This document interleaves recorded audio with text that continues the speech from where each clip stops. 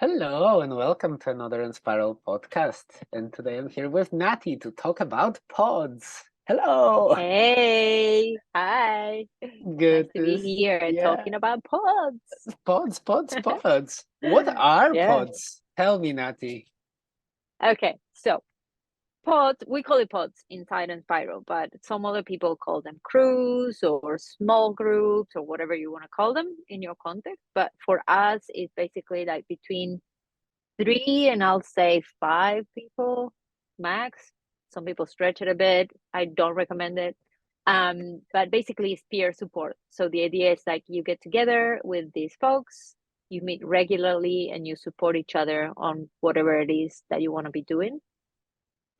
Sometimes people also do like um, book clubs or doing a course together or something like that. So it's more like accountability buddies that keep you into doing what it is that you want to be doing. I'll say that's the short version Sounds great. I and think that probably the only version.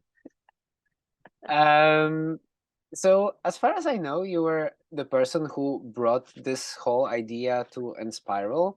So I'm kind of curious, where did it come from? Like, what were your kind of origins of finding this Mm. concept, and when did you and why did you decide to experiment with that in the first place? Yeah.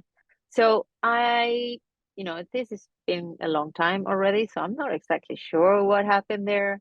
I think like it wasn't just me. I think I was already like I was thinking about what would it look like if we do support or stewarding as we used to do in Enspiral, that it was like a buddy system where newcomers or anyone else across the network will have a person that was supporting them. And what would it look like instead of doing it in pairs, doing it in small groups? And what would be the difference? And what could that solve in terms of some of the challenges that we were facing on stewarding? And what else could it enable? So I started to think about that and wanted to run an experiment. And then, as far as I remember, I talked to John Guerin, and he was also doing some of his own experimentation with small groups peer support. It was like, okay, this seems like it's something that is coming into the field of the network. What can we do about it? So at that stage, we proposed a bit of a broader experiment. Whomever wanted to try it, I think we tried it for like a year or so before we actually made it into something concrete. But I think like I was wondering, when you asked me like where where did it came from? Like where is the idea came from?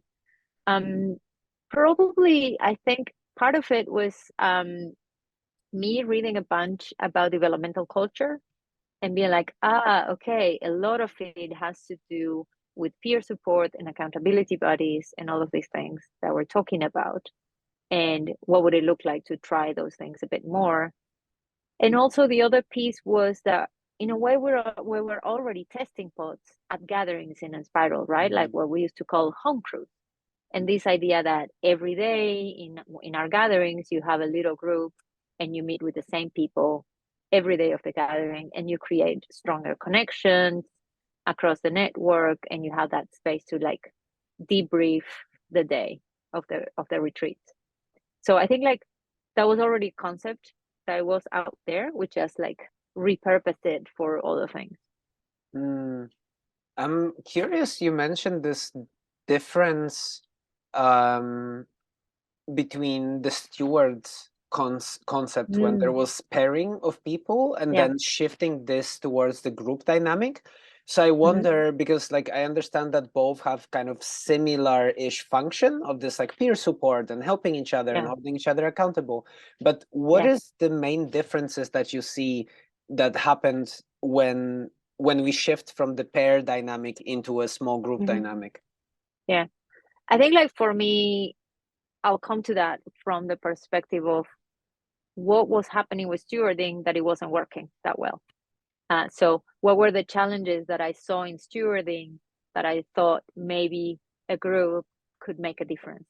And the main challenge was that a lot of the times, those stewarding relationships, either you didn't really click with your steward and you didn't have that Mhm. connection with just one person. So, therefore, you didn't have the support that you were looking for, or especially for newcomers into the network, maybe their stewards were way too busy and they didn't really have time to meet. And then you didn't also like ended up having the support that you were looking for and trying to land into the network. So what happened is that I saw a lot of people falling through the cracks of the system of support that we had established, right? So I think that the pods in a way help solve that, because you don't only have one person, you have more. So if one of the people in the pod cannot make it to the calls, you're still having the call with the others, right? There's still more people. If one of the people you don't click that well with, at least there's other people there you might build some more rapport or more connection with. So it basically expands a little bit the relational field that you have to play with. I think that will be the main difference. Also, I guess that one piece, okay, maybe I'm going to go a little bit through the branches of this thought. Mate is kicking in, as you know how it goes. Let's go. I'll pour myself a cup as well. Let's do that.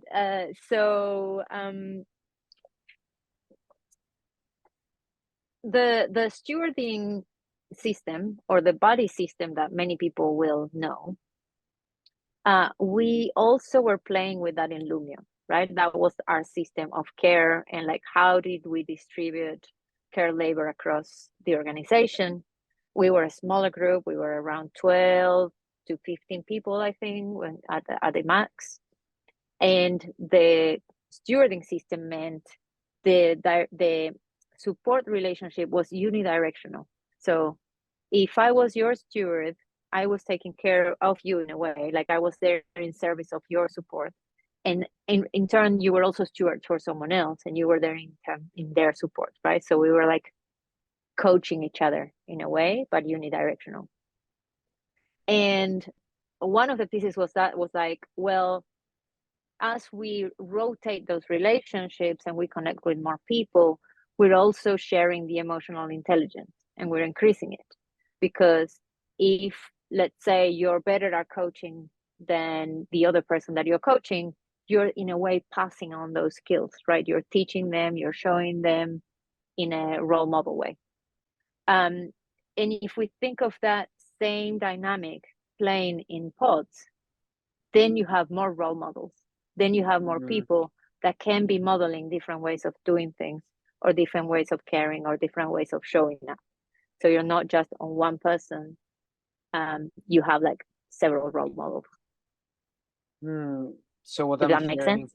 yeah. So what I'm hearing, kind of the main benefits is that first you basically get get more contacts and more relations just because you're in a group with more people. So especially if you're a new person to the network, that's a huge advantage, because instead of meeting one person, let's say you meet 2 or 3 or 4, and then on top of that you get to practice and learn from more people. So the whole network progresses in a way faster, because we're just learning together faster and adjust to each other.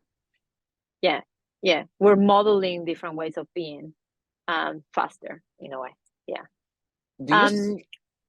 I just wanted to point out, like, this idea that, how you name if you're a newcomer, that's one of the things that we're testing right now, right? As you know, like, we're running like the onboarding pods.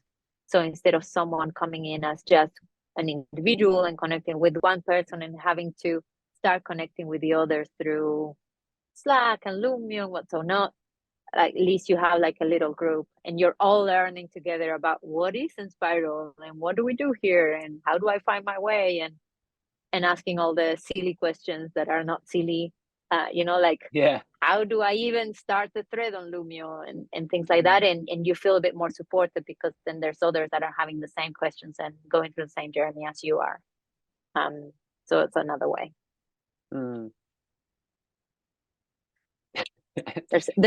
There's like a big orange truck coming through.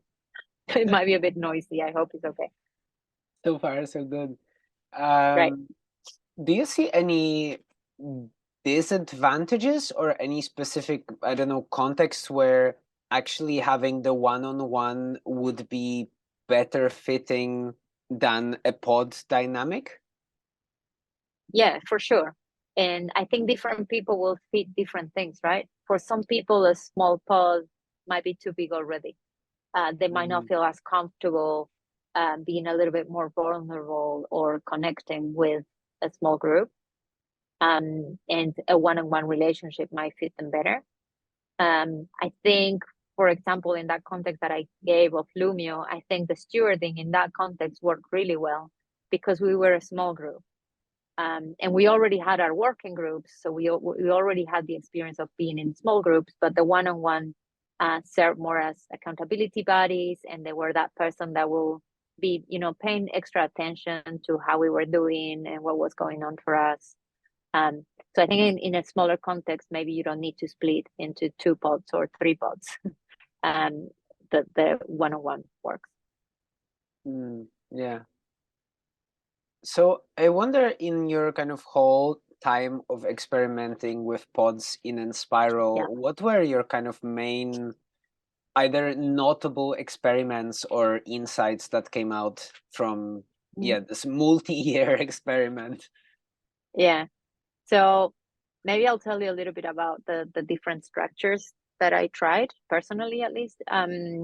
We tried tons, but 2 that seemed to work fairly well was like doing a course together. So we did with a small group, we did the Theory U. So it was great to have, like, every week we will check on the content on our own, and then every week we'll get together and do some of the practices and share any insights and talk about it. And because the course content in itself, it goes a little bit deeper and it helps you go a little bit deeper, that really helped us connect.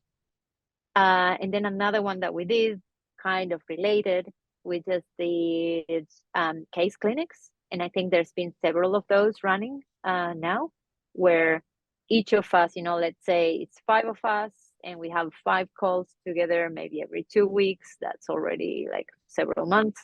And each call, we focus in one person, and we do a case clinic based on whatever challenge they have, right? And that model of supporting each other but focusing on one individual at a time, we tried it again. You were part of one of those pods when we talked about work and what comes next, and where we were, like, some of us that were a little bit struggling with our work. So I think that model works pretty well. I've seen it also being used in other communities and other contexts, and people seem to like it. And then I had more like a very loose one where we just checked in with each other, and that worked well for some people that didn't necessarily have a particular challenge or something that they needed support with, but it was more like, let's just hang out and get to connect with each other. So that was another one that was loose.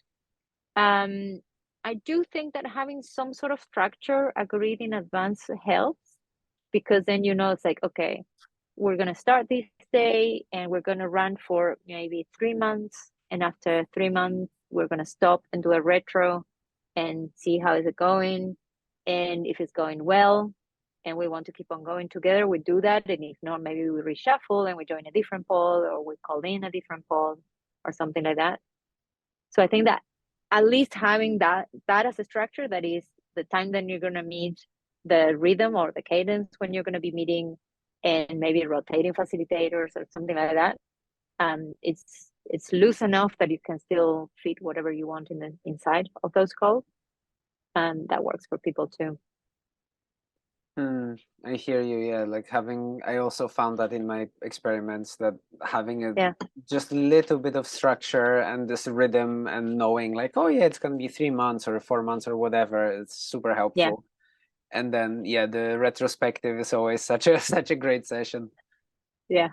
Tell me, now I want to hear about your experiments. What you've been trying that it worked in terms of pods.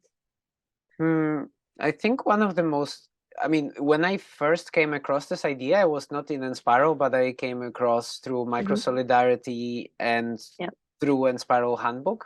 And then it just resonated very well with me. So I thought, okay, let's try it. And I was in the context where I could only do it digitally. So I just made a list of people I would like to pod with, and then just kind of intuitively group them, and then I think I had 2 or 3 pods running simultaneously at the end. And they were very different. I mean, there was one pod that was focused on routine building, so it was kind of like almost like this course approach, but we're supporting each Yeah. other to very specific action, like, okay, this person wants to exercise, I want to write, and it's more as accountability boosting each other, and that Yeah. worked quite well. And it was quite intense and short, so this was also kind of how we designed it. It was maybe 2 months every week, so kind of really to keep up the pace and keep the momentum growing. And another one that was interesting was basically just prototyping with 3 people, so there were 4 of us, and the kind of point was just to get to know each other and build emotional connection. So, and we didn't all know each other, so it was like literally putting, I mean, I had a connection with all of them, but I was the only one who knew everyone, so it was kind of, for some, it was just putting strangers in the room. And it was a good group dynamic. So, and we were all kind of experimenters, so we were basically designing different activities, so it was more experimental. Like, for example, we would draw a timeline of our lives with kind of most important chapters, and then share it with each other, with maybe pictures or some other things, and everybody would have a slot to just kind of, hey, this is my life, because we don't know each other, so here's the context you need to know about me. So that was actually, I think, maybe the most fun activity I played with in pods, just because it felt like in 1 hour, just through this background information, but also how person presents their life, it reveals so much. So it was like, whoa, okay, I just got the download of your life in this short session. Super cool. And of course, it felt too short, like we could have gone for another hour or two, but yeah, there's also the time limit. But then something actually, and this pod kind of dissolved. So this was like the challenging one, in a way, that we did one retrospective, then we continued, and then it just kind of naturally started losing momentums, and we like postpone a session and then postpone again, and then it just started to go like woo boom, and then we just stopped podding. We never even finished the second cycle. With retro, it was just like no energy to gather, which on one hand felt sad, on the other felt like that's the right thing for that pod. It just had to die, and that's also okay. Yeah, that's cool. I like the idea of this, the life in chapters. I've done that exercise, like gathering or something, but it's a good idea to do it in the pods as well. If you don't have it documented, please do and share with me, and we can put it on the Microsolidarity website. I think I might have some slides even for it. Yeah, I'll have a look at it. Yeah, I think like it's interesting what you said about like you with this one that kind of faded. I think I've seen that happening as well. And one of my perspectives on that is that, when you're together and you're connecting and you're like, oh, this group is great, I really love you all. And then it comes the time to do the retrospective, and people maybe are already like, their energy is going somewhere else, their priorities shift, but they don't want to lose the connection. And they're like, no, let's keep on doing this. But in reality, they don't actually have the capacity or the focus for it. So then it starts like trickling down. So it's a tricky balance, right? To be like, just to say, I love what we did, I love you all, I want to keep on connecting, but maybe this is not the right form anymore. And yeah, it's a tricky one. Some people might feel like, I can't say that, or I really want to try it, but they can't. Any suggestions for navigating this situation in retro? Because I assume like one of the reasons for the retrospective is, I mean, not just to optimize and reflect and create a better format, but it's also to provide this clear entry and exit point, right? So that's like, it's deliberate, that's why it has an end. So any suggestions how to navigate this tension that you just described? Like, I don't have capacity, it's not my priority, but I don't want you to feel like I don't care about you, and I see the benefit of it. I think just having that conversation is probably better. If you actually connected with the others, it's okay probably to say, I value our connection, but I don't, my priorities changed. I want to be doing something different, or I want to connect with different people. So I'll prefer to reshuffle and ask for a new pod so I can connect with the others in the network that I haven't met yet, or, things like that.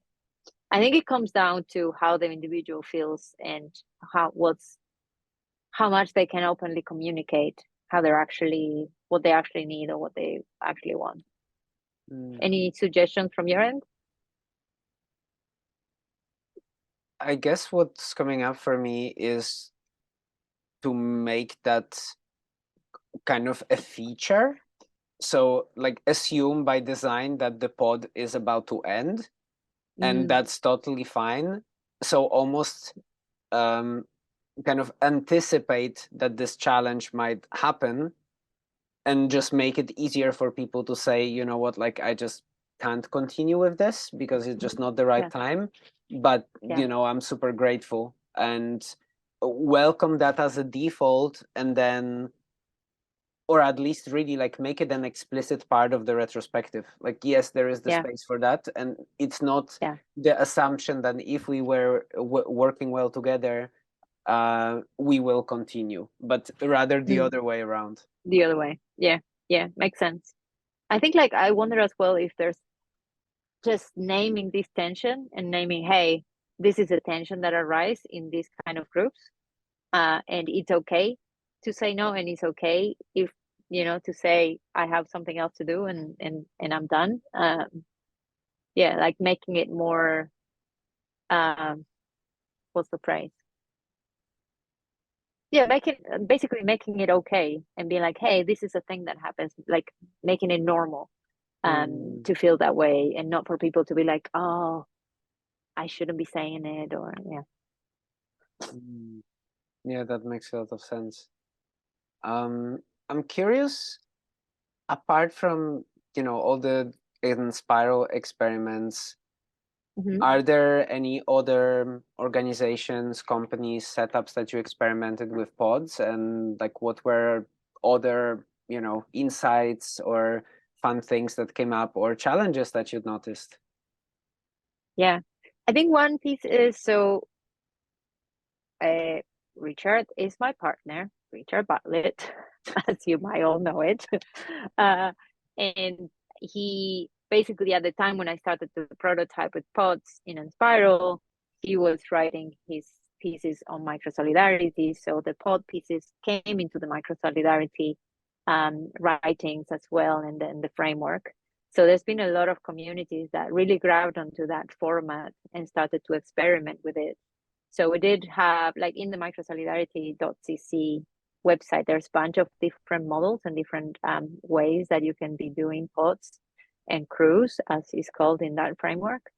And as far as I can tell, like, people really enjoy it. And some pods have been going for quite a long time, and some pods go for like years, maybe.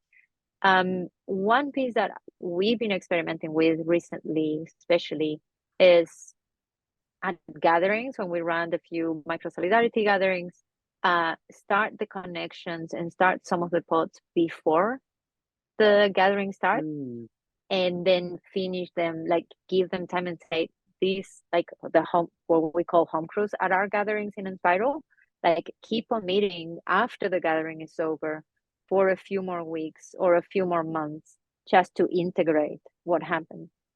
So I think I've been paying a lot more attention to the integration after these kind of transformative experiences, as I know you also are inclined and been paying attention to that. So I think pods are really useful in that space as well.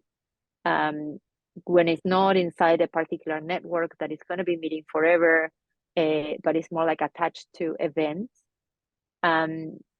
Another piece is, like, we've been using it in our courses. So when we run like 6-week programs with the HUM, we do also set up pods. So through the program, people keep meeting their pod every week to do a little bit of reflection about the content and things, and stuff like that. And then we try to encourage them to keep meeting after the program is over. I don't think so far we haven't done like, let's meet all together again after 1 or 2 months to see how that went. But we know that some folks kept on meeting after, and they set up their own little crew, and they kind of kept going and doing other courses together and things like that.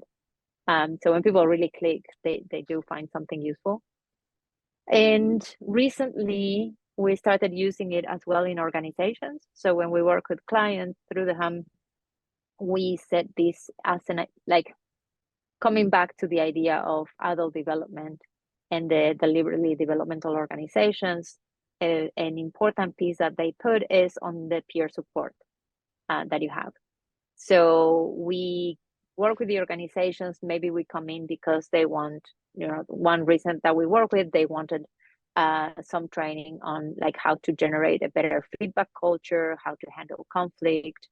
And so we brought this idea and say, we'll do that training, but how about you have 3 more months and we put everyone in pods and you keep on practicing. So it's not just that, you go to training the day after, like, that was great, and never practice it again, or never integrate it actually into the work of the organization. So pods in that regard help the individual to keep on practicing and going through, like, setting up goals and setting up like skills that they want to improve, and having an accountability group that is helping them, check in with every 2 weeks and say, how are you doing with your goal? You said that you were going to do these actions. Did you do them? Did you not? What happened? Are you getting blocked? Do you need support? So that's the space. And they also, they get feedback on how they're improving and so on. So we just started to test this out. We've been testing it with 2 organizations at the moment, so we'll see how it develops. But so far, it seems like a really useful, a useful thing in the organizational context too. I really love this idea, and yeah, I see the benefit that you're mentioning, this kind of time to integrate the experience and just this feeling of continuity rather than just generating this like peak experience, bam, it's gone. Yeah. Which can be quite also demotivating emotionally, right? It's not just the for sure. integration of information part, but yeah, it's especially maybe with training, it's not so much, but with things like gatherings, like when it's much more emotional connection. Wow, we're all so close, and suddenly no, you're alone again. Especially, I think, especially for people, like, for example, the Microsolidarity gathering. A lot of people come into that gathering looking for community, right? They're looking for connection. They're looking for peers. They're looking for belonging, like a lot of us are. And they have that experience of being in a group, connected with others that care about the same things. And normally we set up a space where they really connect with each other, and they go a little bit deeper, and they're vulnerable, and they share things sometimes that they had never shared with anyone in their lives, right? So after that, if going back to their life with no much connection and feeling a little bit lost and being like, having had the experience of what they wanted, you know how it is, it's heartbroken. So having at least that group of people that you have that experience with, where you can keep on connecting with, I think also makes sense.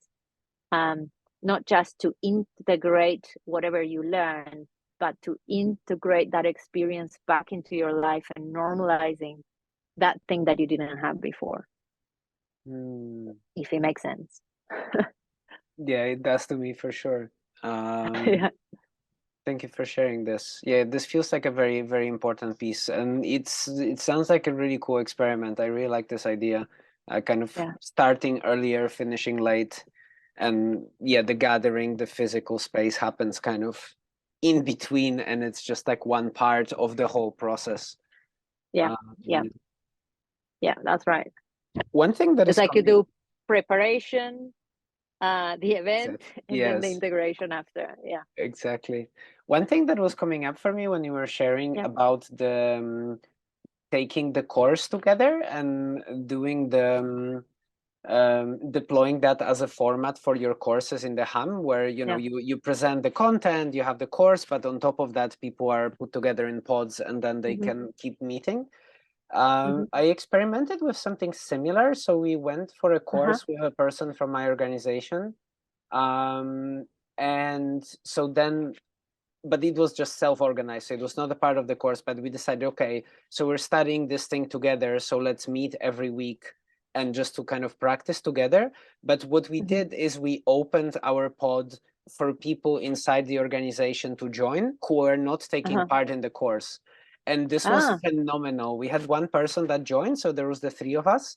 And it yeah, was this very interesting situation when the two of us were kind of almost like teaching what we just learned, so it really to a person who hasn't been there, so it yeah, forced us to yeah. really reach a different level of clarity, and it created That's like so this cool. additional feedback into the organization. So at the end it's almost like we trained three people instead of two. Yeah. Oh, I really like that. Okay, now you're sparking my creativity, Michał. Oh yeah. Yeah, Oh, that's a new thing you can try. yeah, That's really cool. That's a good idea because yeah, like as you said, right? Like I bet that it forces you to have to share what you're learning. So in a way, you're not just learning for yourself, right? You're also yeah, learning. So you have to tell this person. So it's an extra accountability layer, exactly. that forces you to do it. and Well, forces that's you. Yeah. and that's really the proof of learning, right? Like if you can Yeah. explain it to someone, that means that you Yeah. really got the idea. That you learn it. Yeah. If you can't explain it, well, eh. Yeah. Yeah. I like that. I really like that. So for organizations, whether it's, Yeah. Enspiral specifically or other, what do you see is the impact of pods? I mean, we named Yeah. some little pieces here and there, but I'm curious, Yeah. like, Yeah. how would you group that all together? Yeah. I think there's on top of the things that we already share, I think there's an extra piece, and maybe I talked already, but it's about creating deeper connections across cliques. I don't know if you understand that, but I think it's kind of like people that, you have your buddy at work and you just hang out with them. And there's these other people that you don't really know, but you're like, oh, well. Um, so in a way, we have tried multiple things, but one piece to do is like, why don't we connect people that wouldn't normally hang out together, that wouldn't normally spend a lot of time working together because they're in different projects or what's going on, and that being in the pod creates extra connection. So that means as well that the trust level in the organization goes a bit higher, because then it's not like I only trust these three people and I'm not sure about the others. Especially when we're talking about the kind of organizations that we work with at the Hum, that is, people that want to organize in a very collaborative way, in a non-hierarchical way, and where you actually need there is a lot of trust to be able to make decisions together, to delegate and trust that the other person is going to do the best, and all of those things that we know about. And so I think pods really help with that as well, especially if you reshuffle them instead of being like, well, Mm, we're going to set up a pod and it's going to be the same pod for like the rest of the year or 2 years or what's or not. So if we should reshuffle them every maybe 6 months, then you get new connections. And also like it's in a space for informal share of information, right? So there's the formal layers of information in any organization, and there's the informal one, the positive gossip, or sometimes the negative one too. But so that also helps, I think. mm. So it's What do you think? Have you seen other things that can help with?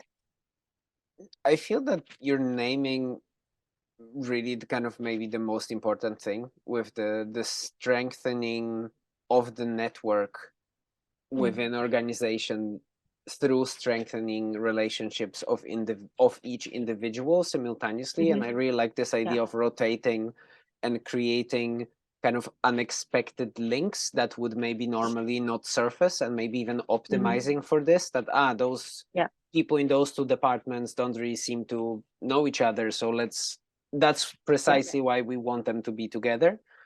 And Yeah. I guess also in the context of just getting stuff done could also be super effective, right? Like, I mean, it's this more Mm-hmm. productivity side of things, but Yeah. looking at pods not just from the lens of peer support, but more of a working group kind of frame, Yeah. but using similar practices and this rhythms, and maybe even rotating, so you get to work with other people, Yeah. especially in decentralized organizations. That seems like could be a very effective way of just moving the project quite fast forward. Yeah, we normally use working groups when we talk about this kind of organizing. So I do make a distinction between working groups and pods because for me, I guess, and maybe this is a bias, right? Obviously, I see the pods as peer support. So the main thing that you're doing together is helping each other through your stuff. You're helping each other grow. You're supporting each other through your challenges or whatever is happening in your life. So it's more like a very interpersonal relational space. While I see more working groups as we're getting shit done. Like there's a project, we're connecting, we're getting stuff done. I do think that they help each other, right? Because in a way, if you're creating those deeper connections, then when you have to do things together, you exactly know as well who has certain strengths, who do you want to collaborate with, who will be useful to have in a particular project. You already have the connection, so you don't have to start from scratch. Um, so yeah, Yeah, I see and what I you mean. agree.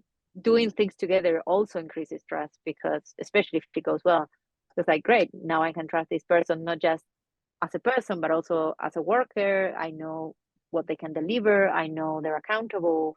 Um, Again, if it works well, then it helps. And even if it doesn't, I guess if you have this layer of trust already and the Mm, working together part is maybe not so fruitful, but when you know the mm, reasons why, when it's all communicated well, it might, I would even risk a hypothesis that it might generate more trust if mm, you have a relationship, working relationship that is not successful, but the communication part of it is excellent.